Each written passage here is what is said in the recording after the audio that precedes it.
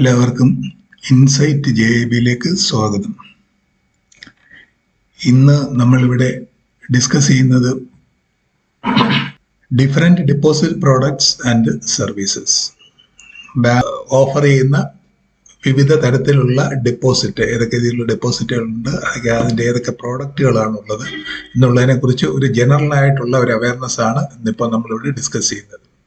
Deposit products consist of a wide variety of financial products whereby clients deliver deposit or funds in cash or digitally with a financial institution and may earn a financial return depending on the deposit type and duration. Deposit product എന്ന് പറഞ്ഞാൽ പല type ഉണ്ട്, wide variety ആണ് financial product. അവിടെ client അല്ലെങ്കിൽ customer fund കൊണ്ടുവന്ന് deposit ചെയ്യും. അത് ക്യാഷ് ആയിട്ട് ഡെപ്പോസിറ്റ് ചെയ്യാം, ട്രാൻസ്ഫർ ആയിട്ട് ചെയ്യാം, അല്ലെങ്കിൽ ഡിജിറ്റലി ഇലക്ട്രോണിക്കലി ട്രാൻസ്ഫർ ചെയ്യാം. അങ്ങനെയുള്ള ഫണ്ടിന് അതിൻ്റെ ഡെപ്പോസിറ്റ് ടൈപ്പും അതിൻ്റെ പീരീഡും അനുസരിച്ച് ഫിനാൻഷ്യൽ റിട്ടേൺ കിട്ടുന്നുണ്ട്. ഫിനാൻഷ്യൽ റിട്ടേൺ എന്ന് പറഞ്ഞാൽ ഇൻട്രസ്റ്റ് കിട്ടുന്നുണ്ട്. ഇതാണ് ശരിക്കും ഡെപ്പോസിറ്റ് കൊണ്ട് ഉദ്ദേശിക്കുന്നത്. ഇനി നമുക്ക് ടൈപ്പ് ഓഫ് ഡെപ്പോസിറ്റ് നോക്കാം, ഏതൊക്കെ ടൈപ്പ് ഉണ്ടെന്നുള്ളത്. Normally classified as demand deposit and time deposit. Time deposit എന്ന് പറഞ്ഞാൽ ടൈം ഡെപ്പോസിറ്റ് എന്ന് പറയും. ഡിമാൻഡ് ഡെപ്പോസിറ്റ് എന്ന് പറഞ്ഞാൽ ഓൺ ഡിമാൻഡിൽ നമുക്ക് ഈ ഫണ്ട് തിരിച്ചു കിട്ടുന്ന ഡെപ്പോസിറ്റുകളെ ഡിമാൻഡ് ഡെപ്പോസിറ്റ് എന്നും, ടൈം ഡെപ്പോസിറ്റ് അല്ലെങ്കിൽ ടൈം ഡെപ്പോസിറ്റ് എന്ന് പറഞ്ഞാൽ ഒരു ഫിക്സഡ് ടൈമിലേക്ക് അല്ലെങ്കിൽ ഒരു ഫിക്സഡ് പീരീഡിലേക്ക് അല്ലെങ്കിൽ ഒരു ഫിക്സഡ് ടേമിലേക്ക് ഇട്ടിരിക്കുന്ന ഡെപ്പോസിറ്റുകളെയാണ് ടൈം ഡെപ്പോസിറ്റ് എന്നും പറയുന്നത്. ഇനി ഇവരുടെ രണ്ടിനും കൂടെ പ്രത്യേകതകൾ നമുക്കൊന്ന് മനസ്സിലാക്കാം. ഡിമാൻഡ് ഡെപ്പോസിറ്റ് എന്ന് പറഞ്ഞാൽ പേയബിൾ ഓൺ ഡിമാൻഡ് ആണ്. ആ പേര് പറയുന്നത് പോലെ തന്നെ it is payable on demand. പിന്നെ ഇതിന്റെ വേറൊരു പ്രത്യേകത എന്ന് പറഞ്ഞാൽ സാധാരണ ഡെപ്പോസിറ്റ് ഇടുമ്പം ഇൻട്രസ്റ്റ് കിട്ടണം, ഇൻട്രസ്റ്റ് കിട്ടാത്തതുണ്ട്.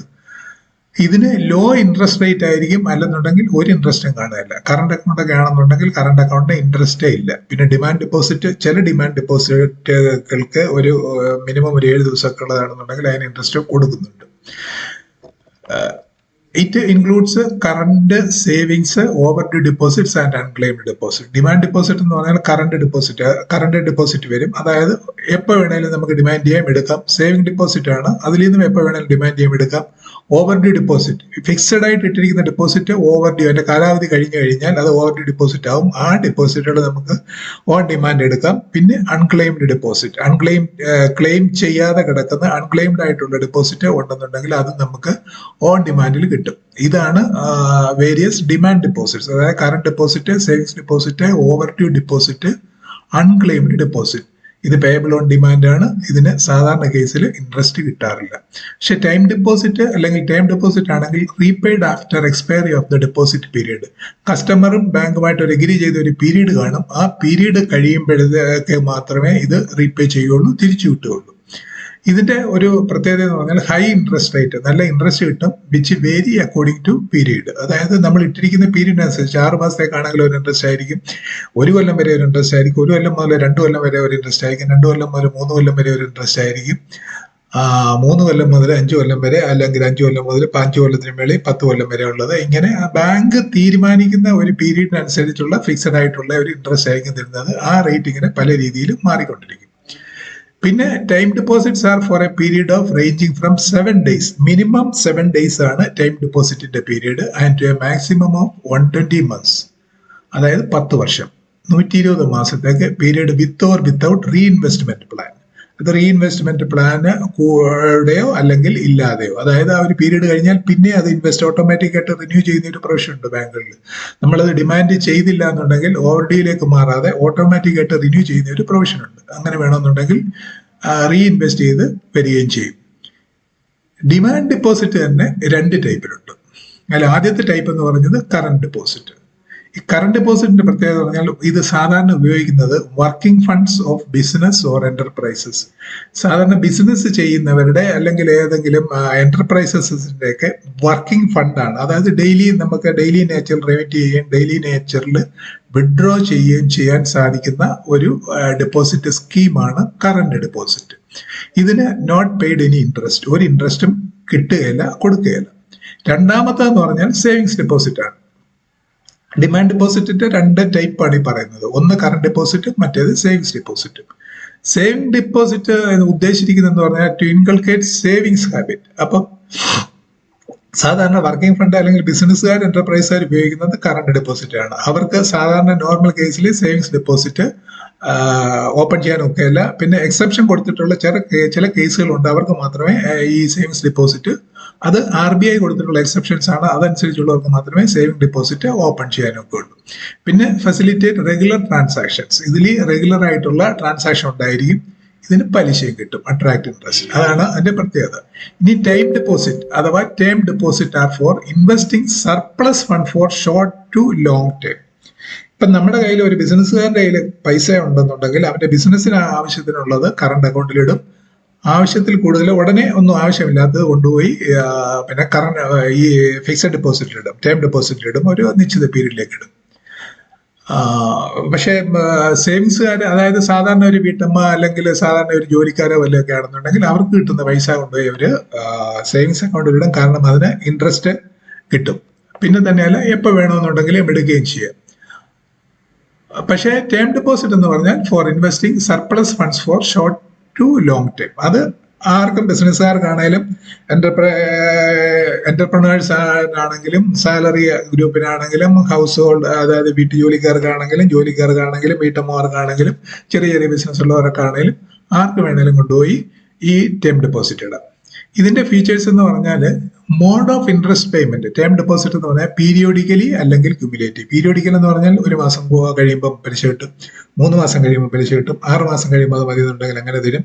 അതല്ല 12 മാസം കഴിയുമ്പോൾ മതിയെന്നുണ്ടെങ്കിൽ അങ്ങനെ തരും. അതല്ല ക്യുമുലേറ്റീവ്, അതായത് പീരീഡ് തീരുന്ന സമയത്ത് മതിയെന്നുണ്ടെങ്കിൽ അങ്ങനെ കിട്ടും. രണ്ടാമത് മോഡ് ഓഫ് ഇൻവെസ്റ്റ്മെന്റ് ആണ്.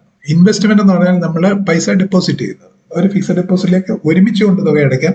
അതല്ല മാസം തോറും അടയ്ക്കാം, അല്ലെങ്കിൽ 3 മാസം കൂടുമ്പോൾ അടയ്ക്കാം, അല്ലെങ്കിൽ 1 വർഷം കൂടുമ്പോൾ അടയ്ക്കാം. അങ്ങനെയുള്ള ഇൻസ്റ്റാൾമെന്റ് ആയിട്ട് അടയ്ക്കുന്ന സ്കീമും ഡെപ്പോസിറ്റ്സിലുണ്ട്. അടുത്തത് mode of return of principal. ഈ പ്രിൻസിപ്പൽ എമൗണ്ട് തിരിച്ചു കൊടുക്കുന്നതിന്റെ മോഡ്, അത് ഓൺ മെച്യൂരിറ്റിയിലുണ്ട്, അതായത് കാലാവധി കഴിയുമ്പോൾ കൊടുക്കുന്നതുകൊണ്ട്, അല്ലെങ്കിൽ ഇൻസ്റ്റാൾമെന്റ് ആയിട്ട് കൊടുക്കുന്നതുകൊണ്ട്. പല ഇൻസ്റ്റാൾമെന്റ് ആയിട്ടും കിട്ടും. പിന്നെ type of TDs.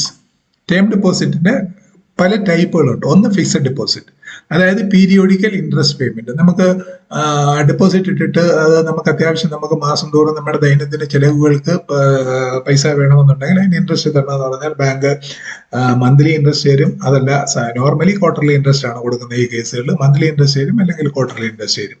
Monthly interest ആണെന്നുണ്ടെങ്കിൽ ഒരു ഡിസ്കൗണ്ടഡ് ക്വാർട്ടർലിയുടെ ഒരു ഡിസ്കൗണ്ടഡ് വാല്യൂ ആയിട്ടായിരിക്കും മന്ത്ലി ഇൻട്രസ്റ്റ് തരുന്നത്. മന്ത്ലി ഇൻട്രസ്റ്റ് കിട്ടും, ക്വാർട്ടർലി ഇൻട്രസ്റ്റ് കിട്ടും.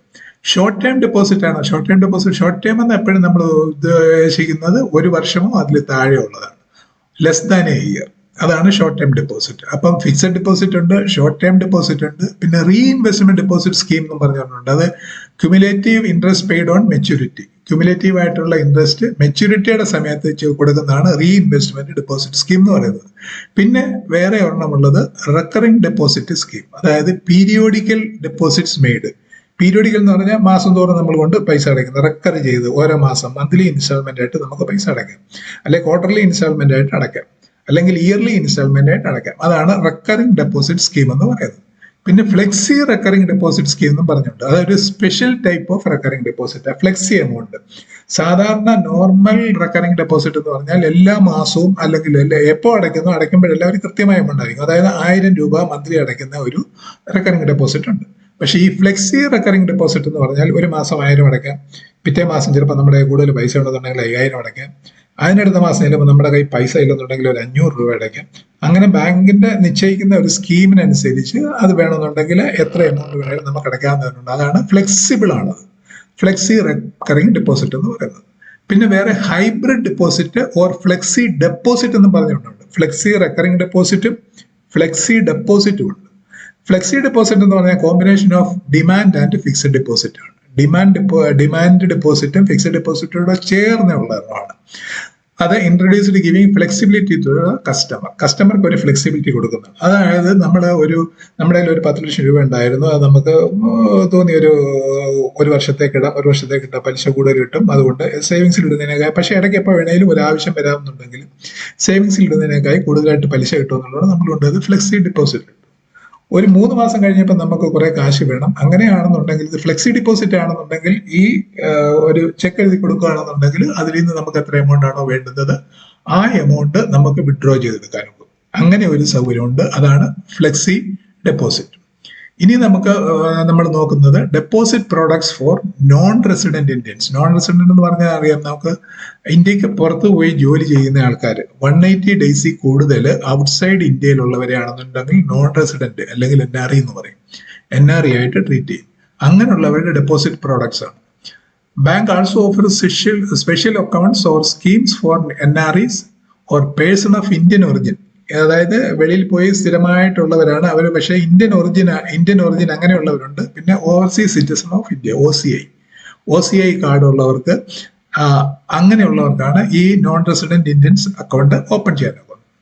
അവർക്ക് ശരിക്ക് 3 ടൈപ്പിലുള്ള അക്കൗണ്ടാണ് ഓപ്പൺ ചെയ്യാനാകുന്നത്. Non resident ordinary rupee account, NRO account എന്ന് പറയും. NRO അക്കൗണ്ടിന്റെ പ്രത്യേകത എന്ന് പറഞ്ഞാൽ അത് നമുക്ക് സേവിങ്സ് അക്കൗണ്ട് ഓപ്പൺ ചെയ്യാം, ഫിക്സഡ് ഡെപ്പോസിറ്റ് ഓപ്പൺ ചെയ്യാം. പക്ഷെ അതിന്റെ ഒരു പ്രത്യേകത എന്ന് പറഞ്ഞാൽ നമ്മുടെ ഈ NRI സ്റ്റാറ്റസ് ഉള്ളവർക്ക് നമ്മുടെ നാട്ടിൽ നിന്ന് കിട്ടുന്ന ഇൻകം, അതായത് കൃഷിയുണ്ടെന്നുണ്ടെങ്കിൽ അതിന്റെ ഇൻകം കിട്ടുകയെന്നുണ്ടെങ്കിൽ ഈ NRI സ്റ്റാറ്റസുകാർ സാധാരണ പോയി NRI ആയി കഴിഞ്ഞാൽ അവരൊരു NRI അക്കൗണ്ട് ആയിരിക്കും ഓപ്പൺ ചെയ്യുന്നത്. ഈ NRO അക്കൗണ്ട് എന്ന് പറയുമ്പോൾ NRO നോൺ റെസിഡന്റ് ഓർഡിനറി, അതായത് നാട്ടിൽ നിന്ന് കിട്ടുന്ന ഇൻകം. അതായത് ഇപ്പോൾ കുറെ അഗ്രികൾച്ചർ ഇൻകം ഉണ്ടെന്നുണ്ടെങ്കിൽ NRIയിൽ അത് ഡെപ്പോസിറ്റ് ചെയ്യാനൊക്കെ ഇല്ല, മറിച്ച് NROയിൽ ഡെപ്പോസിറ്റ് ചെയ്യാനൊക്കെ ഉള്ളൂ. അതുപോലെ നമ്മൾ വസ്തു വിറ്റു, നമ്മുടെ ഒരു പ്രോപ്പർട്ടി വിറ്റു, നമുക്ക് കുറെ ഫണ്ട് കിട്ടി, ആ ഫണ്ട് നമുക്ക് NRIയിൽ ഡെപ്പോസിറ്റ് ചെയ്യാനൊക്കെ ഇല്ല, NROയിൽ ഡെപ്പോസിറ്റ് ചെയ്യാനൊക്കെ ഉള്ളൂ. അങ്ങനെയുള്ള ഡെപ്പോസിറ്റുകൾ നാട്ടിൽ നിന്ന് കിട്ടുന്ന ഫണ്ട് ഇടാനുള്ള ഒരു ഇതാണിത്. പക്ഷെ ഓവർസീസിൽ നിന്ന് വരുന്ന, അതായത് വെളിയിൽ നിന്ന് നമ്മൾ അയക്കുന്ന ഫണ്ടുകൾ നമുക്ക് NRIയിലേക്ക് അയക്കാനും. അതുകൊണ്ടാണ് ഈ 2 ടൈപ്പുള്ള, രണ്ടിലും സേവിങ്സും ഉണ്ട്, ഫിക്സഡ് ഡെപ്പോസിറ്റും ഉണ്ട്.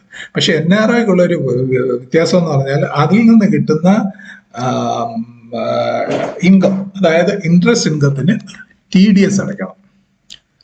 അത് ഓരോ കൺട്രിയുടെ അനുസരിച്ച് ഇത്ര പെർസെൻറ്റേജ് എന്നും പറഞ്ഞ് TDS അടയ്ക്കേണ്ടി വരും. അത് സേവിങ്സ് ഇൻട്രസ്റ്റ് ആണെങ്കിലും ഫിക്സഡ് ഇൻട്രസ്റ്റ് ആണെങ്കിലും. അതും NRI തമ്മിലുള്ള വ്യത്യാസം.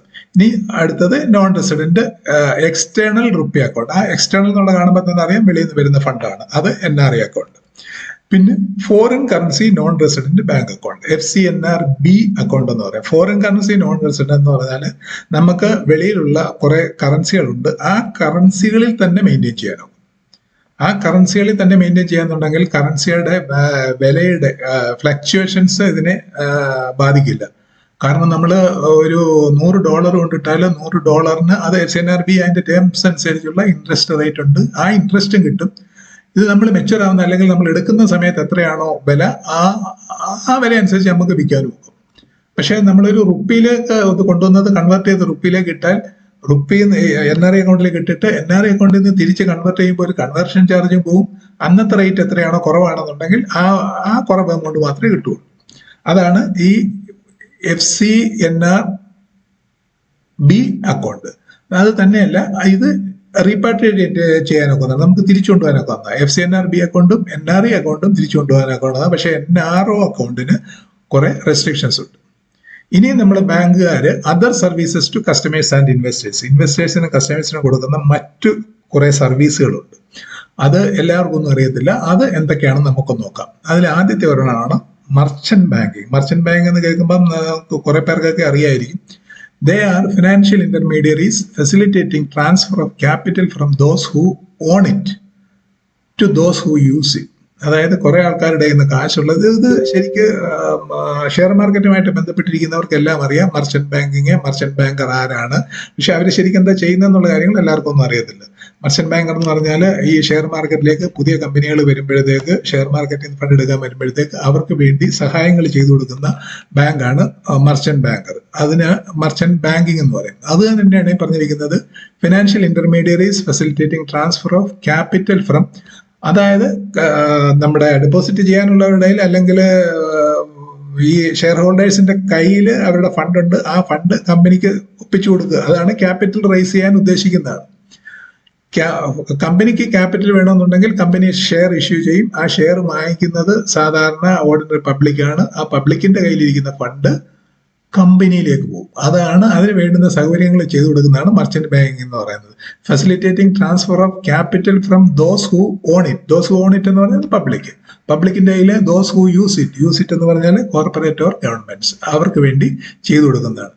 ദേ help A corporate in initial public offering IPO കേട്ട് കാണും. ഇനിഷ്യൽ പബ്ലിക് ഓഫറിംഗ് അതായത് ആദ്യമായിട്ട് ഷെയർ ഇഷ്യൂ ചെയ്യുന്നത്.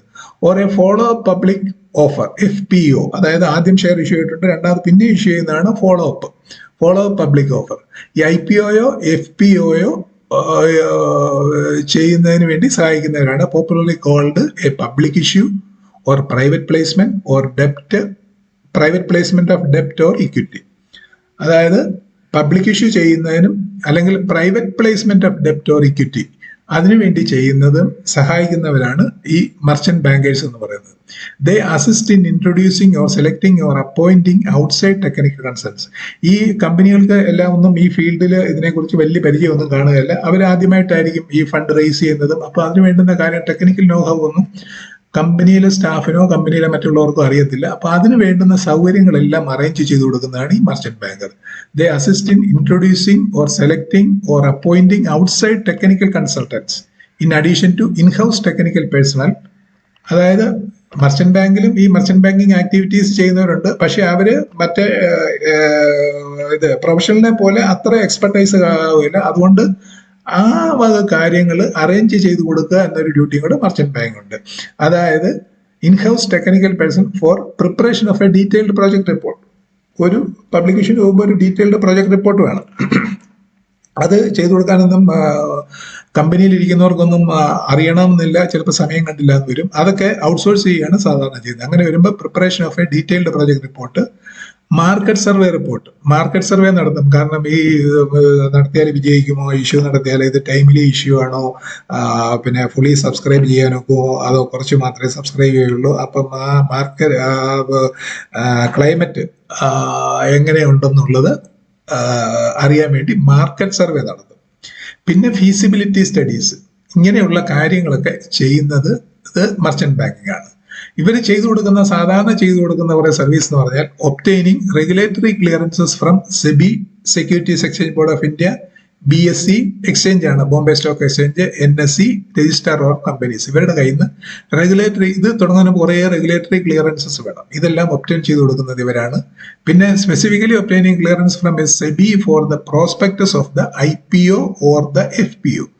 ഇനിഷ്യൽ പബ്ലിക് ഓഫറിംഗിനാണെങ്കിലും ഫോളോ പബ്ലിക് ഓഫറിംഗിനാണെങ്കിലും അതിനൊരു പ്രോസ്പെക്ടസ് ഉണ്ട്. ആ പ്രോസ്പെക്ടസിന് ക്ലിയറൻസ് വാങ്ങിച്ചു കൊടുക്കുന്നതും ഇവരുടെ ഉത്തരവാദിത്വമാണ്.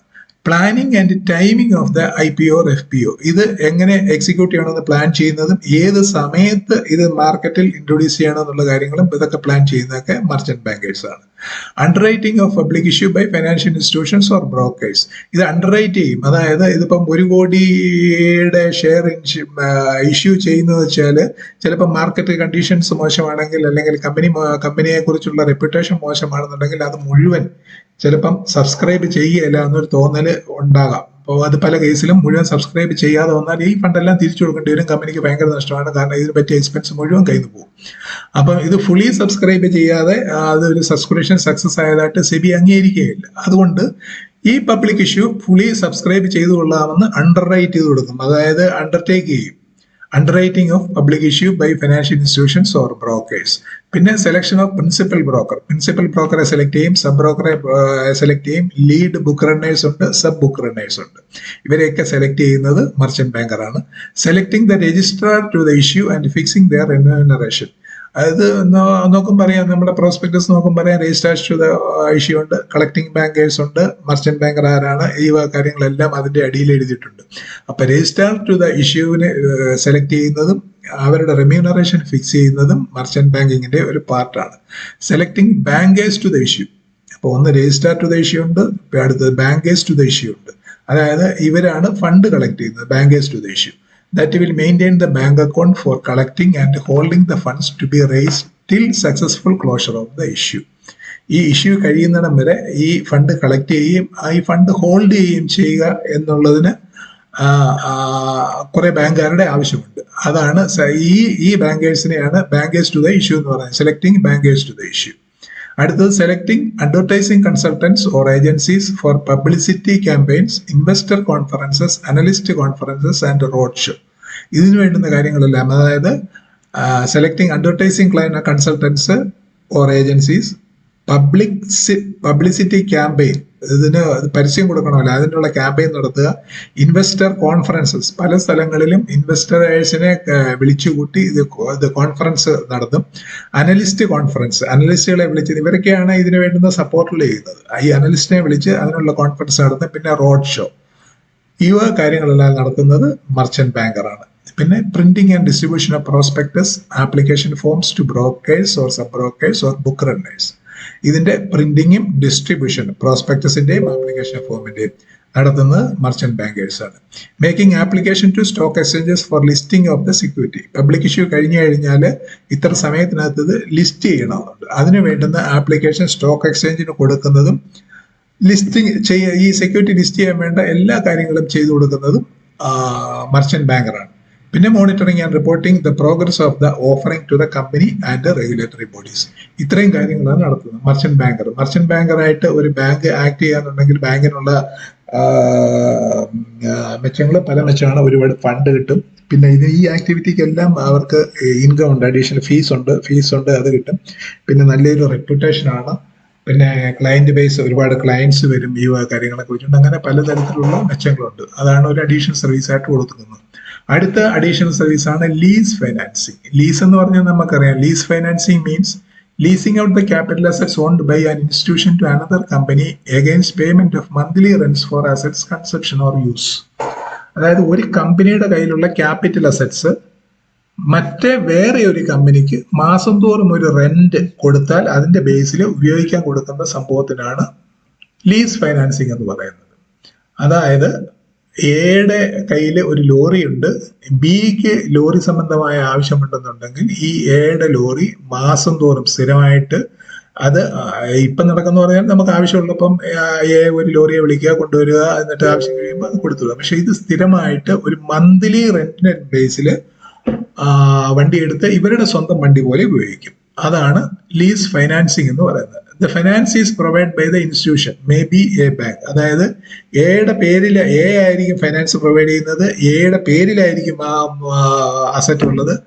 ഈ ഫൈനാൻസ് പ്രൊവൈഡ് ചെയ്യുന്ന ഇൻസ്റ്റിറ്റ്യൂഷനെ ലെസർ എന്ന് പറയും. Which does not enjoy the use of asset. അത് അസറ്റ് ഉപയോഗിക്കുന്നില്ല, പക്ഷെ അത് ഓൺ ചെയ്യുള്ളൂ. But it is the owner of the assets. അതായത് ഞാൻ എൻ്റെ പേരിൽ ഒരു ലോറി വാങ്ങിച്ചിട്ട് വേറെ ഒരു കമ്പനിക്ക് അവരുടെ ദൈനംദിന വർക്കിന് വേണ്ടി ഒരു മന്ത്ലി റെന്റിൽ കൊടുക്കുന്ന ഒരു സംഭവമാണ് ഈ ലീസ് ഫൈനാൻസിങ് എന്ന് പറയുന്നത്.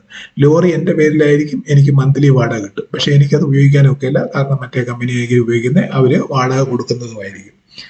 പിന്നെയുള്ളത് the lessor is entitled to write off a certain amount of capital cost. അതായത് എൻ്റെ പേരിലുള്ള വണ്ടിയാണെന്നുണ്ടെങ്കിൽ ഈ depreciation charge, yearly depreciation charge ഉണ്ട്, അത് എനിക്ക് എൻ്റെ ഇൻകത്തിൽ നിന്ന് കുറയ്ക്കാനൊക്കും.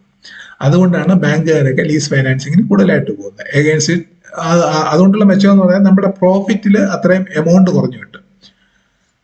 അൻറ്റിൽ it is fully return of. അത് മൊത്തം റൈറ്റ് ഓഫ് ചെയ്യുന്നിടം വരെ നമുക്ക് ആ ഡിപ്രീസിയേഷൻ ചാർജ് നമ്മുടെ അക്കൗണ്ടിൽ നിന്ന് കുറയ്ക്കാനൊക്കെ. പക്ഷെ നമ്മൾ ഉപയോഗിക്കുന്നില്ല, നമുക്ക് മന്ത്ലി റെന്റ് കിട്ടുന്നുണ്ട്. നമ്മൾ മന്ത്ലി റെന്റ് കിട്ടുന്നുണ്ടെങ്കിലും ഈ ഡിപ്രീസിയേഷൻ ചാർജ് നമുക്ക് നമ്മുടെ അക്കൗണ്ടിൽ നിന്ന് കുറയ്ക്കാനൊക്കെ, പക്ഷെ ഉപയോഗിക്കുന്നത് മറ്റേ കമ്പനി ആയിരിക്കും എന്നുള്ളതേ ഉള്ളൂ. While the lessee is benefited by not investing funds in capital cost. ലെസിയെ സംബന്ധിച്ചിടത്തോളം ക്യാപിറ്റൽ കോസ്റ്റ് ഒന്നും വരുന്നില്ല, പക്ഷേ lessee is benefited by not lease charges are permitted to account as revenue expenses. Lessee capital cost ലെസിയുടെ അക്കൗണ്ടിൽ നിന്ന് പോകുന്നില്ല, പക്ഷെ ഈ ലീസ് ചാർജ് റവന്യൂ എക്സ്പെൻസസ് ആയിട്ട് എഴുതി കുറയ്ക്കാൻ കാണിക്കും. അങ്ങനെ അവർക്ക് അത് സൗകര്യവും കിട്ടും. ഉണ്ടാകുന്ന പ്രോഫിറ്റിൽ നിന്ന് ഈ എക്സ്പെൻസ് ആയിട്ട്, റവന്യൂ എക്സ്പെൻസ് ആയിട്ട് ലീസ് ചാർജസ് കുറയ്ക്കാൻ സാധിക്കും. In a lease, the lessee of the equipment does not become the owner thereof. അതുകൊണ്ട് തന്നെയാണ് ഈ ലെസി ഓഫ് ദ എക്യുപ്മെന്റ്, ഈ വണ്ടിയുടെ ഓണർ എന്ന് പറയുന്ന ഡസ് നോട്ട്, ഈ വണ്ടി ഉപയോഗിക്കുന്ന ആള് ലെസി ഓണർ ആകുന്നില്ല. ആ ആൾ ഉപയോഗിക്കുന്നു, ആ ആള് മന്ത്ലി റെന്റ്, ലീസൽ റെന്റില് കൊടുക്കുന്നു എന്നുള്ളതാണ് ഉള്ള വ്യത്യാസം. ഇനി ഇതിൽ അഡ്വാൻറ്റേജസും ഡിസഡ്വാൻറ്റേജസും ഉണ്ട് ലെസിക്ക്. Use of asset without incurring the capital cost. ലെസിയെ സംബന്ധിച്ചിടത്തോളം use of asset without incurring the capital cost, അതായത് പൈസ മുടക്കാതെ നമുക്ക് ആ ഒരു അസറ്റ് ഉപയോഗിക്കാനൊക്കും. The saving on cost of capital. അങ്ങനെ കോസ്റ്റ് ഓഫ് ക്യാപിറ്റൽ സേവ് ചെയ്യാൻ നോക്കും. അതായത് ഒരു ലോറി വാങ്ങിക്കണമെന്നുണ്ടെങ്കിൽ എനിക്കൊരു 30 ലക്ഷം 40 ലക്ഷം രൂപ എൻ്റെ കയ്യിൽ വേണം. പക്ഷേ എൻ്റെ അതില്ല. പക്ഷെ എനിക്ക് അത് ലോറി ഉപയോഗിച്ചുകൊണ്ടുള്ള പണി ചെയ്യുന്നതിന് വേണ്ടി ഞാനൊരു മന്ത്ലി ലീസ് റെന്റൽ കൊടുക്കുകയാണെന്നുണ്ടെങ്കിൽ എനിക്ക് ആ ലോറി ഉപയോഗിക്കാനൊക്കെ അങ്ങനെയുള്ളൊരു മെച്ചം കിട്ടും. എനിക്ക് ആ വലിയൊരു എമൗണ്ട് ക്യാപിറ്റൽ കോസ്റ്റ് ക്യാപിറ്റൽ എനിക്ക് ചിലപ്പോൾ റേസ് ചെയ്യാനെത്തില്ല എന്ന് വരും. ചിലപ്പോൾ ബാങ്കുകാർ എനിക്ക് ലോൺ തന്നില്ല എന്ന് വരും. ആ കാര്യങ്ങളിലൊക്കെ ആകുമ്പോഴത്തേക്ക് നമുക്ക് ഇതിങ്ങനെ ലീസിന് എടുക്കാന്നുണ്ടെങ്കിൽ റെന്റിൽ മാത്രം കൊടുത്തുകൊണ്ട് നമുക്കത് ഉപയോഗിക്കാം. അപ്പം use of asset without incurring the capital cost. Lease rentals are business revenue expenses contracting profits and reducing taxation. ഈ റെന്റൽ എന്ന് പറയുന്നത് റവന്യൂ എക്സ്പെൻസ് ആണ്. നമ്മുടെ എക്സ്പെൻസിൽ ഇൻകം ആൻഡ് എക്സ്പെൻഡിച്ചറിൽ ഇത് എക്സ്പെൻസ് ആയിട്ട് എഴുതി കാണിക്കാം. അങ്ങനെ ആകുമ്പോഴത്തേക്ക് നമ്മുടെ പ്രോഫിറ്റ് വരും. അത് റെഡ്യൂസിങ് ടാക്സേഷനും കുറച്ച് കാണിക്കും. Since there is no capital cost ഒന്നും ഇല്ലാത്തതുകൊണ്ട് this does not impact the liability side of the balance sheet. ഇത് ബാലൻസ് ഷീറ്റ് വരികയല്ല, ക്യാപിറ്റൽ കോസ്റ്റ് ഇല്ല, അതുകൊണ്ട് ബാലൻസ് ഷീറ്റ് വരികയില്ല, അതുകൊണ്ട് അത് ലയബിലിറ്റി സൈഡിൽ കാണിക്കുകയില്ല, അതിന് ഇമ്പാക്ട് ഉണ്ടാകുകയില്ല. Credit worthiness of the lessee is maintained at a higher level facilitating it to borrow further. അപ്പൊ ഇങ്ങനെ ഒരാൾ മന്ത്ലി വാടക കൊടുക്കും, അയാൾ അതിന് കേപ്പബിൾ ആണ്, അയാൾക്ക് കുഴപ്പമില്ല, റീപേയ്മെന്റ് ഒക്കെ പക്കയാണെന്നുണ്ടെങ്കിൽ ഇത് facilitate it to borrow further, വേറെ ഫണ്ട് ബോറോ ചെയ്യാൻ വേണ്ടി ഉള്ള സഹായിക്കും. ഇനി disadvantage to lessees, ownership of the asset is held with the lessor and not with the lessee. Ownership വേറെ തേർഡ് പാർട്ടിയുടെ പേരിലായിരിക്കും, പക്ഷെ നമ്മളായിരിക്കും വണ്ടി അല്ലെങ്കിൽ ആ അസറ്റ് ഉപയോഗിക്കുന്നത് നമ്മളായിരിക്കും. ഓണർഷിപ്പ് ലെസറുടെ പേരിലായിരിക്കും. Ownership of the asset is held with the lessor and not with the lessee. The asset is permitted to be used for agreed business purpose only. എന്ത് പർപ്പസിന് വേണ്ടിയാണോ എഗ്രി ചെയ്തിരിക്കുന്നത് ആ ബിസിനസ് പർപ്പസിന് മാത്രമേ ഉപയോഗിക്കാൻ ഒക്കുള്ളൂ. Preventing from utilising the asset for alternative business purpose. മറ്റ് അല്ലെങ്കിൽ ഓൾട്ടർനേറ്റീവ് ആയിട്ടുള്ള യാതൊരുവിധ ബിസിനസ് പർപ്പസിനും ഉപയോഗിക്കാൻ പറ്റുകയില്ല. ഏത് പർപ്പസിന് വേണ്ടിയാണോ അത് എഗ്രി ചെയ്തിരിക്കുന്നത് ആ ഒരു പർപ്പസിന് മാത്രമേ ഉപയോഗിക്കാൻ ഒക്കുള്ളൂ. പിന്നെ confiscation or repossession of the asset by the lessor on breach of terms and conditions. അതായത് ടേംസ് ആൻഡ് കണ്ടീഷൻസ് ബ്രീച്ച് ചെയ്യുകയാണെന്നുണ്ടെങ്കിൽ ഇത് റീപൊസഷൻ, ലെസർ വന്ന് ഈ സാധനം അസറ്റ് എടുത്തുകൊണ്ട് പോകും, അല്ലെന്നുണ്ടെങ്കിൽ റീപൊസസ് ചെയ്യും, അല്ലെന്നുണ്ടെങ്കിൽ കോൺഫിസ്കേറ്റ് ചെയ്യും. അങ്ങനെ ഒരു ബുദ്ധിമുട്ടൂടെ ഉണ്ട്. If the lessor or owner becomes insolvent or goes into liquidation the asset may be attached by the liquidator. അതായത് ഓണർ ലെസി അല്ല ലെസർ, ഓണർ ബിക്കംസ് ഇൻസോൾവെന്റ്, അയാൾ ഇൻസോൾവെന്റ് ആകുകയാണെന്നുണ്ടെങ്കിൽ ഇത് ചിലപ്പം ലിക്വിഡേറ്റർ അറ്റാച്ച് ചെയ്യാനുള്ള പ്രൊവിഷനുണ്ട്. അങ്ങനെ ഒരു ബുദ്ധിമുട്ട് കൂടി ഇതിൽ ഉണ്ട്. ഇനി നമ്മൾ അടുത്ത ഉപയോഗിക്കുന്ന സർവീസ് എന്ന് പറഞ്ഞാൽ, അടുത്ത നമ്മൾ ഡിസ്കസ് ചെയ്യുന്ന service plastic money. Plastic money എന്ന് പറഞ്ഞാൽ എല്ലാവർക്കും അറിയാവുന്ന മണിയുണ്ട്, പ്ലാസ്റ്റിക് മണിയുണ്ട്. മണി എന്ന് പറഞ്ഞാൽ നമ്മൾ സാധാരണ ഉപയോഗിക്കുന്ന ക്യാഷ്. പ്ലാസ്റ്റിക് മണി എന്ന് പറഞ്ഞാൽ ഒരുപാട് കാർഡുകളുണ്ട്. ഇപ്പം credit cards and other type of cards, അതിനാണ് പ്ലാസ്റ്റിക് മണി എന്ന് പറയുന്നത്. അപ്പൊ ഇതിൽ പല ടൈപ്പ് കാർഡുകളുണ്ട്. ആദ്യത്തെ ഒരെണ്ണം എന്ന് പറഞ്ഞാൽ charge cards. Charge card is an electronic payment card where the card holder is not charged interest but needs the user to pay the balance due in full upon receipt of the statement, usually every month. Charge card എന്ന് പറഞ്ഞാൽ ഈ electronic കാർഡുകൾ നമുക്ക് കണ്ടിട്ട് charge card ആണോ debit card ആണോ credit card ആണോ എന്നൊക്കെ ഒറ്റ നോട്ടത്തിൽ ഇങ്ങനെ ദൂരെ നിന്നിട്ട് കണ്ട് നമുക്ക് തിരിച്ചറിയാനാകത്തില്ല. എല്ലാം പ്ലാസ്റ്റിക് ഒരേ രീതിയിലുള്ളതായിരിക്കും. പക്ഷെ ഓരോന്നിനും അതിന്റെ ടേംസ് അനുസരിച്ച് വ്യത്യാസം ഉണ്ടായിരിക്കും. ചാർജ് കാർഡ് എന്ന് പറഞ്ഞാൽ card holder is not charged interest, അതിന് ഇൻട്രസ്റ്റ് ചാർജ് ചെയ്യുകയല്ല, but needs the user to pay the balance due in full. ഇത് ഉപയോഗിക്കുന്ന ആള് ആ ബാലൻസ്, എത്ര ബാലൻസ് ഉണ്ട് ആ ബാലൻസ് ഫുൾ ആയിട്ട് അപ്പോൾ റെസിപ്റ്റ് ഓഫ് ദ സ്റ്റേറ്റ്മെന്റ് കിട്ടുമ്പോൾ അതിൽ ഡ്യൂ ഡേറ്റ് പറയുന്നുണ്ട്, ആ ഡേറ്റിൽ മുഴുവനായിട്ടും തിരിച്ചടക്കണം. യൂഷ്വലി എവരി മന്ത്, സാധാരണ അത് എല്ലാ മാസവും ആയിരിക്കും. പക്ഷെ ക്രെഡിറ്റ് കാർഡ് ആണെങ്കിൽ ചെറിയൊരു വ്യത്യാസമുണ്ട്. ക്രെഡിറ്റ് കാർഡ് നമുക്ക് അത് ഇൻസ്റ്റാൾമെന്റ് ആയിട്ട് അടയ്ക്കാം. നമ്മൾ ഈ മുഴുവൻ തുക അടയ്ക്കാം, അല്ലെങ്കിൽ ബേസിക് ഒരു മിനിമം അടയ്ക്കേണ്ട തുകയുണ്ട്, ആ തുക അടയ്ക്കാമെന്നുണ്ടെങ്കിൽ കുഴപ്പമില്ലാതെ കൊണ്ടുപോകാനും. പക്ഷെ ഈ തുക ചാർജ് കാർഡ് എന്ന് പറയുമ്പോൾ അത് ഫുള്ളായിട്ട് അടച്ചെങ്കിൽ വെക്കും. പക്ഷെ ഇത് കൂടുതൽ പ്രാക്ടിക്കലി അധികം ഇല്ല. There are very few issues of charge card. ഈ ചാർജ് കാർഡ് ഇഷ്യൂ ചെയ്യുന്നത് വളരെ കുറവാണ്. കാരണം ഇങ്ങനെ ഒരു ഡിസബിലിറ്റി ഉള്ളത് കൊണ്ട് ആൾക്കാർ കൂടുതൽ അത് ഉപയോഗിക്കാറില്ല. Holders of these cards may have to pay high annual fee. ഒരു ആനുവൽ ഫീ മാത്രമേ ഉള്ളൂ ഇതിൽ ഇൻകം ആയിട്ട് ഇതിന്റെ ഇഷ്യൂവർക്ക് കിട്ടുന്നത്. അത് പക്ഷേ ഒരു വലിയ എമൗണ്ട് ആയിരിക്കും. Charge cards usually do not have a preset spending limit and the amount allowed to be drawn. ഒരു പ്രീസെറ്റ് ആയിട്ടുള്ള സ്പെൻഡിങ് ലിമിറ്റ് കാണില്ല. ഇത് അതായത് നമുക്ക് ഇത്ര വരെ മാക്സിമം ഇത്ര വരെ ചെയ്യാമെന്നുള്ള ഒരു പ്രീസെറ്റ് നേരത്തെ പറയുന്ന ഒരു സ്പെൻഡിങ് ലിമിറ്റ് ഉണ്ടാവാറില്ല. And the amount allowed to be drawn varies depending on the usage and payment record built up. ആ പേയ്മെന്റ് റെക്കോർഡ് നമ്മുടെ എങ്ങനെ ഇരിക്കുന്നു അതിനനുസരിച്ച് ഈ ലിമിറ്റ് മാറിക്കൊണ്ടിരിക്കും. Varies depending on the usage and payment record built up. നമ്മുടെ യൂസേജും നമ്മൾ തിരിച്ച് പേയ്മെന്റ് നൽകുന്നതിന്റെ ആ ഒരു രീതികളനുസരിച്ച് ഇതിന്റെ ലിമിറ്റ് മാറിക്കൊണ്ടിരിക്കും. There are no charges levies on the amount spent apart from the annual fee. Annual ഫീ അല്ലാതെ ഇതിന് മറ്റ് ചാർജുകളൊന്നുമില്ല. അതാണ് ചാർജ് കാർഡ് എന്ന് പറയുന്നത്. ഈ late fee is charge on delayed payments. അത് സാധാരണ എല്ലാ കാർഡിനും ഉള്ളതാണ്. ക്രെഡിറ്റ് കാർഡിനുള്ളതാണ്. ലേറ്റ് ഫീ ചാർജ് ചെയ്യും, ഡിലേഡ് പേയ്മെന്റ്. രണ്ടാമത്തത് ക്രെഡിറ്റ് കാർഡാണ്. ക്രെഡിറ്റ് കാർഡും ഇതുപോലെ തന്നെ. Credit card facilitates the card holder to utilise sanctioned credit limit primarily for making purchases of goods and services. Goods and സർവീസസിന് വേണ്ടി, ഗുഡ്സ് പർച്ചേസ് ചെയ്യാനും സർവീസസിനും വേണ്ടി യൂട്ടിലൈസ് ചെയ്യുന്നതാണ് ക്രെഡിറ്റ് കാർഡ്. ഇതിനൊരു സാങ്ഷൻഡ് ക്രെഡിറ്റ് ലിമിറ്റ് ഉണ്ട്. ഒരു കൃത്യമായ ലിമിറ്റ് ആദ്യം തന്നെ ഫിക്സ് ചെയ്തിരിക്കും, ഒരു credit limit. The difference between a credit card and a charge card, അത് ഞാൻ പറഞ്ഞു കഴിഞ്ഞു, is that in case of charge card the entire outstanding amount is to be paid within the specified period. Credit കാർഡിനെ സമയത്തോളം നമുക്ക് വേണമെന്നുണ്ടെങ്കിൽ minimum പേ ചെയ്യേണ്ട amount ചെയ്ത് വേണമെങ്കിൽ തൽക്കാലം മുഴുവൻ എമൗണ്ട് കൊടുക്കാനില്ലെന്നുണ്ടെങ്കിൽ പിന്നെ അത് നമുക്ക് പേ ചെയ്യാനുള്ള സൗകര്യമുണ്ട്. പക്ഷേ അതിന് അഡീഷണൽ ഇൻട്രസ്റ്റ് പേ ചെയ്യേണ്ടി വരും. ഇൻട്രസ്റ്റ് പേ ചെയ്യേണ്ടി വരും. പിന്നെ in case of credit cards the card holder has the option to pay only part amount on due date. Due ഡേറ്റിൽ അത് പറഞ്ഞ പോലെ തന്നെ പാർട്ട് എമൗണ്ട് പേ ചെയ്യാനുള്ള പ്രൊവിഷൻ ഉണ്ട്. ഇനി അടുത്തത് ഡെബിറ്റ് കാർഡാണ്. അപ്പൊ നമ്മൾ ചാർജ് കാർഡ് പറഞ്ഞു, ക്രെഡിറ്റ് കാർഡ് പറഞ്ഞു, ഡെബിറ്റ് കാർഡ് എന്ന് പറഞ്ഞു. Debit card are similar to credit card for in functionality. അതിന്റെ ഫങ്ഷണാലിറ്റി ക്രെഡിറ്റ് കാർഡ് പോലെ തന്നെയാണ്. പക്ഷെ അതിലൊരു വ്യത്യാസം എന്ന് പറഞ്ഞാൽ transaction amount is limited to the card holder's account. Card ഹോൾഡറുടെ SBI അക്കൗണ്ട് അല്ലെങ്കിൽ കറണ്ട് അക്കൗണ്ട് ഏത് അക്കൗണ്ടുമായിട്ടാണോ ലിങ്ക് ചെയ്തിരിക്കുന്നത് ആ അക്കൗണ്ടിൽ നിന്നായിരിക്കും പൈസ ഡെബിറ്റ് ചെയ്യുന്നത്. മറ്റേന്ന് പറഞ്ഞാൽ നമുക്ക് ക്രെഡിറ്റ് ലിമിറ്റിൽ നിന്നായിരിക്കും ക്രെഡിറ്റ് കാർഡിലെ ഫണ്ട് ഇത് എമിറ്റ് ചെയ്യുന്നത്. ക്രെഡിറ്റ് കാർഡിൽ നമുക്ക് എത്രയാണോ മാക്സിമം ലിമിറ്റ് ഫിക്സ് ചെയ്തിരിക്കുന്നത് ആ ലിമിറ്റ് വരെ നമുക്ക് വിഡ്രോ ചെയ്യാനുള്ളത്. ഡെബിറ്റ് കാർഡിലാണെന്നുണ്ടെങ്കിൽ നമ്മുടെ അക്കൗണ്ടിൽ എത്ര ബാലൻസ് ഉണ്ടോ ആ ബാലൻസിന്റെ അനുസരിച്ചാണ് നമ്മുടെ ലിമിറ്റ് വിഡ്രോവൽ ഫെസിലിറ്റി നമുക്ക് കിട്ടുന്നത്. അക്കൗണ്ടിൽ ബാലൻസ് ഇല്ലെന്നുണ്ടെങ്കിൽ പൈസ ഒന്നും അല്ല, നമ്മുടെ ഈ ട്രാൻസാക്ഷൻസ് ഒന്നും ചെയ്യാൻ പറ്റുകയില്ല. Hence it is an instrument facilitating debit to a savings or current account. ഇനി അടുത്ത ATM കാർഡ്.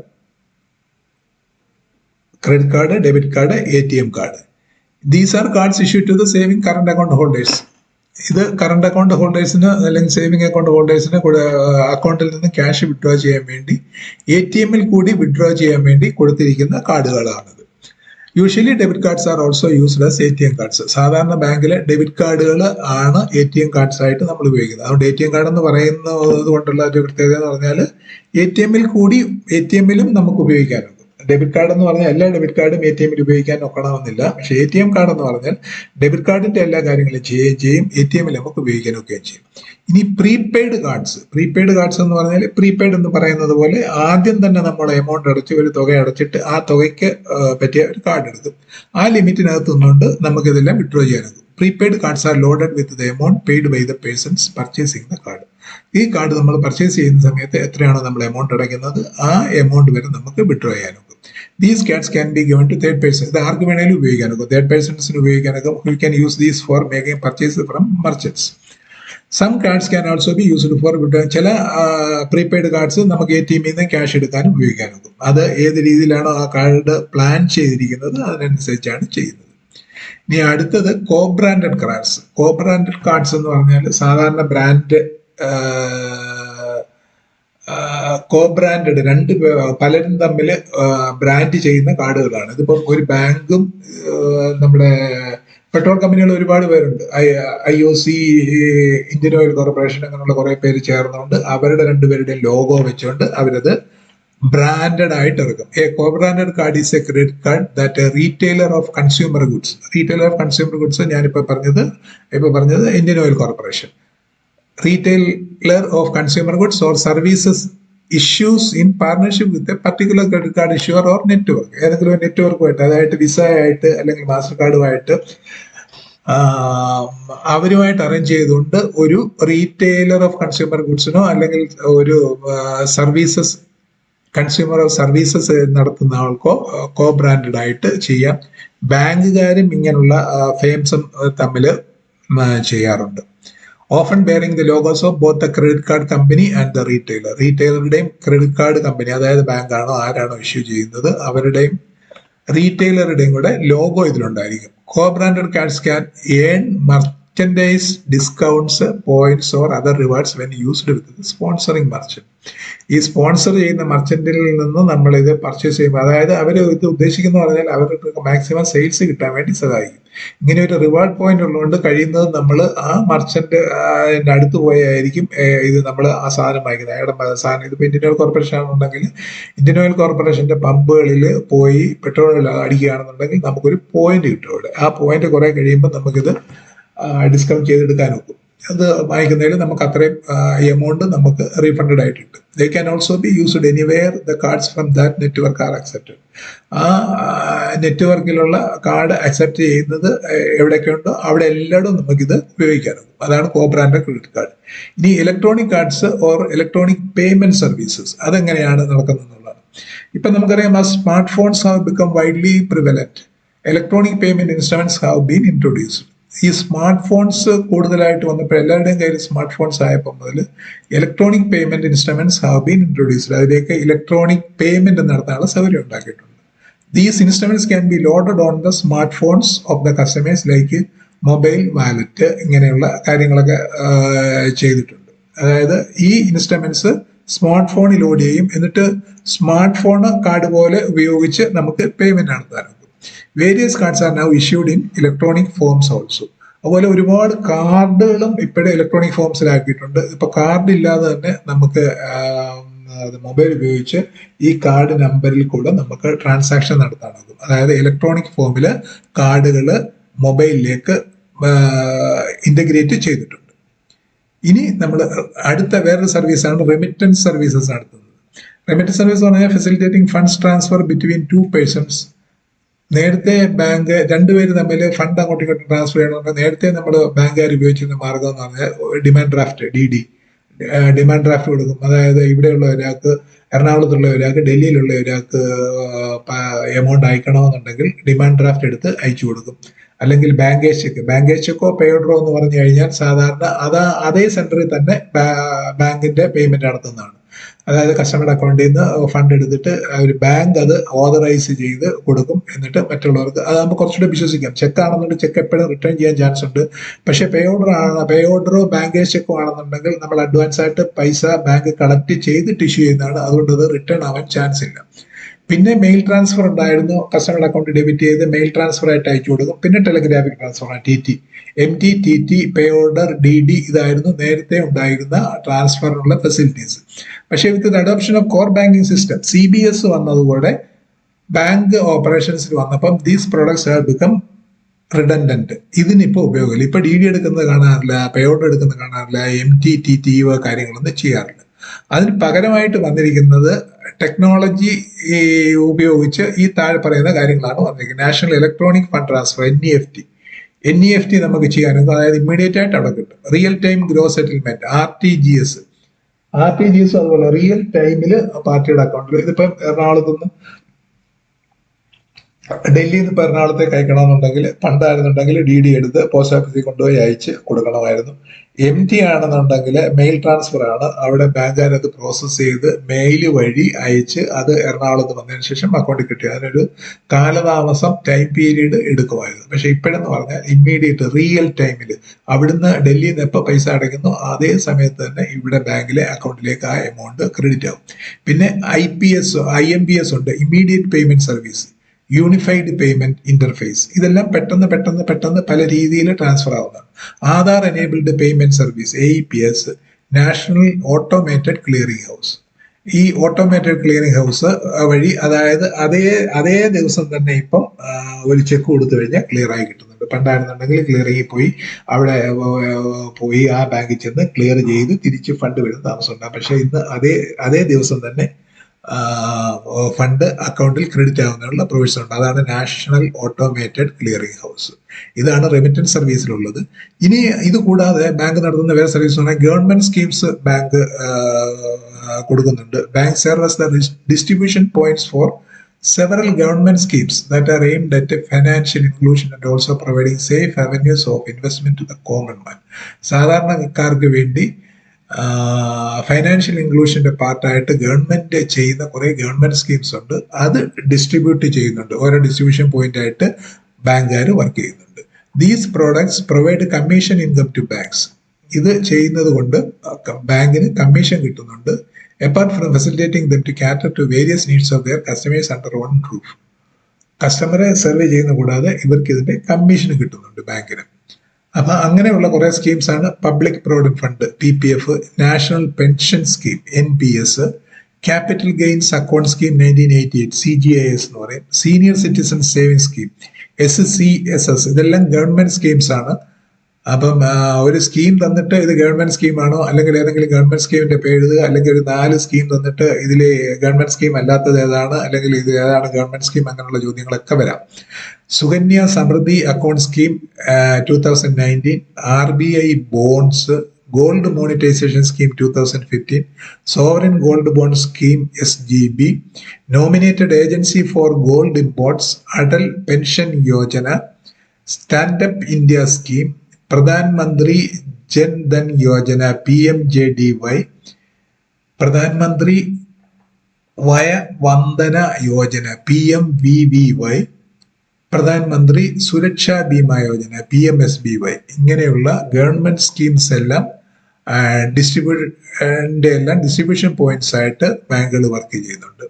ഇനി അടുത്തത് തേർഡ് പാർട്ടി പ്രോഡക്ട്സ് സെയിൽ. അത് ചോദിക്കും, എന്തെങ്കിലും ഒരു തന്നിട്ട് ഇത് തേർഡ് പാർട്ടിയാണോ, ബാങ്കുകാർ ചെയ്യുന്ന തേർഡ് പാർട്ടിയാണോ എന്നൊക്കെ ചോദിക്കാം. അല്ലെങ്കിൽ തേർഡ് പാർട്ടിക്ക് ഉദാഹരണങ്ങൾ ചോദിക്കാം.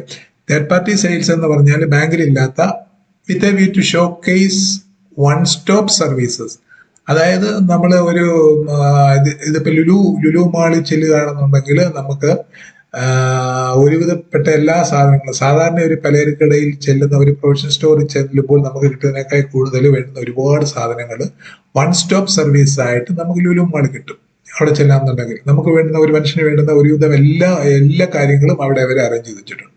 അതുപോലെ തന്നെയാണ് ഇപ്പം ഒരു ബാങ്ക് വരുന്നത്. ബാങ്ക് ഇതുപോലെ ഒരു ഷോ കേസ് പ്രോഡക്റ്റ് എല്ലാം ഇങ്ങനെ ഷോ കേസിൽ വെച്ച് ഓൺ സ്റ്റോപ്പ് സർവീസ് എല്ലാവിധ സർവീസുകളും അവരുടെ കസ്റ്റമേഴ്സിന് കൊടുക്കുന്നുണ്ട്. Banks have tapped the opportunity to sell third party financial products pertaining mainly to the capital market and insurance sectors.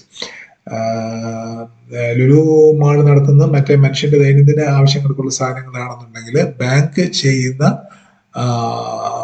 Third party products എന്ന് പറഞ്ഞാൽ ക്യാപിറ്റൽ മാർക്കറ്റ് ആൻഡ് ഇൻഷുറൻസ് സെക്ടേഴ്സുമായിട്ട് റിലേറ്റഡ് ആയിട്ടുള്ളതാണ്. It is an additional source of revenue to banks. ഇതുകൊണ്ടുള്ള ഒരു commission ബാങ്കിന് കിട്ടുന്നുണ്ട്, ഒരു revenue add ആയിട്ട് കിട്ടും. അതാണ് തേർഡ് പാർട്ടി ഇൻകം എന്ന് പറഞ്ഞ് കാണിക്കുന്നത്. Customers get financial services at one place. അപ്പം കസ്റ്റമേഴ്സ് ബാങ്കുകാരുടെ അടുത്ത് നിന്ന് അവരെ കുറെ കൂടെ വിശ്വാസം ഉള്ളതുകൊണ്ട് നല്ല സ്കീമാണ്, ഏതാണ്, എങ്ങനെയാണ്, എന്താണ് എന്ന് പറഞ്ഞ് അവരുടെ ഒരു അഡ്വൈസും കിട്ടും. അപ്പം കുറെ കൂടെ കാര്യമായിട്ട് അവർക്ക് അതിൽ ആക്റ്റീവായിട്ട് പാർട്ടിസിപ്പേറ്റ് ചെയ്യാനും നോക്കും. അങ്ങനെയുള്ള ആദ്യത്താണ് demat account. Demat account type with depository participant. ഒരു ഡെപ്പോസിറ്ററി പാർട്ടിസിപ്പന്റുമായിട്ടുള്ള ടൈപ്പാണ്. സം ബാങ്ക്സ്, ചില ബാങ്കുകൾ DP മെയിൻറ്റെയിൻ ചെയ്യുന്നുണ്ട്. പല ബാങ്കുകാർക്കും ഡിമാറ്റ് അക്കൗണ്ട് ഉണ്ട്, സ്വന്തമായിട്ട് ചെയ്യുന്നുണ്ട്. അപ്പം അവർക്ക് കസ്റ്റമേഴ്സിനെയും കിട്ടും, അതുകൂടാതെ ഇതിന്റെ ഒരു ഇൻകം കിട്ടും. രണ്ടാമതുള്ള ട്രേഡിംഗ് അക്കൗണ്ട്. ട്രേഡിംഗ് അക്കൗണ്ട് ബാങ്കുകാർക്ക് ചെയ്യാനൊക്കെയില്ല, പക്ഷെ അത് ബ്രോക്കറുമായിട്ട് ടൈപ്പ് ഉണ്ട്, സ്റ്റോക്ക് ബ്രോക്കറുമായിട്ട് ടൈപ്പ് ഉണ്ട് ട്രേഡിംഗ് അക്കൗണ്ട്. മൂന്നാമത്തെ 3-in-1 അക്കൗണ്ട്. 3-in-1 അക്കൗണ്ട് എന്ന് പറഞ്ഞാൽ ഡിമാറ്റ് അക്കൗണ്ട് വരും. ഡിമാറ്റ് അക്കൗണ്ട് ഉള്ളത് ഡെപ്പോസിറ്റ് പാർട്ടിസിപ്പന്റ്, ഒന്നുകിൽ ആ ബാങ്കിൽ തന്നെയാകാം, അല്ലെങ്കിൽ ഒരു ഡെപ്പോസിറ്റ് ഒരു DP ആയിട്ട് ടൈപ്പ് അറേഞ്ച്മെന്റ് വരും. പിന്നെ ട്രേഡിംഗ് അക്കൗണ്ട് ഉണ്ട്. Trading account ബ്രോക്കറുമായിട്ടാണുള്ളത്.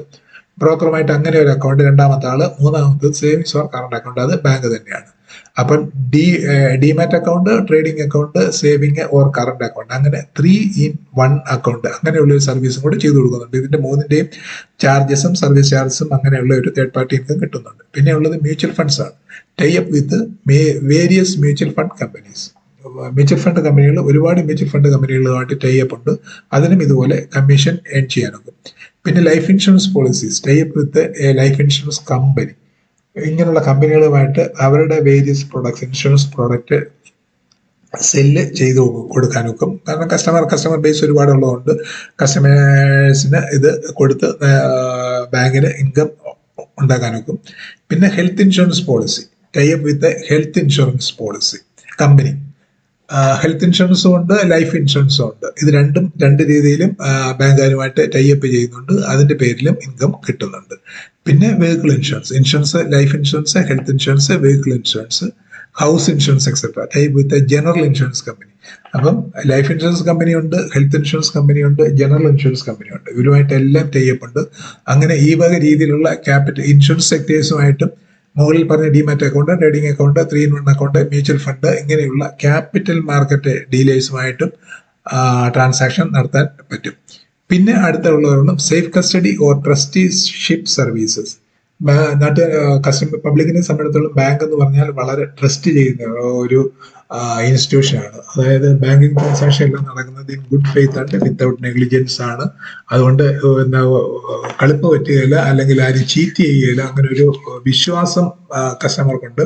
അതുകൊണ്ട് തന്നെ സേഫ് കസ്റ്റഡിയിലേക്ക് കുറെ സാധനങ്ങൾ ഇവര് ബാങ്കിനെ ഏൽപ്പിക്കും. Banks and bankers enjoy tremendous public trust. ഒരുപാട് പബ്ലിക് ട്രസ്റ്റ് ഇവർക്ക് കിട്ടുന്നുണ്ട്. Banks are therefore offered certain services that leverages on this public confidence. ഈ ഒരു പബ്ലിക് കോൺഫിഡൻസിൽ